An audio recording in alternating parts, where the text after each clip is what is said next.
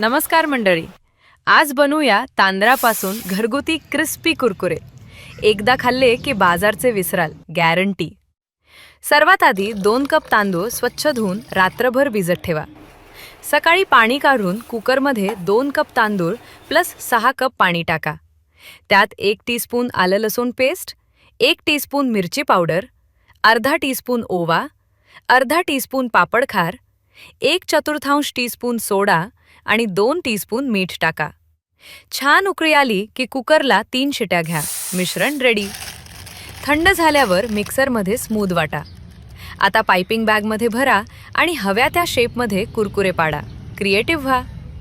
उन्हात 2 ते 3 दिवस वाळवा. छान क्रिस्पी होतात. आता तळून बघा, किती मस्त फुलतात.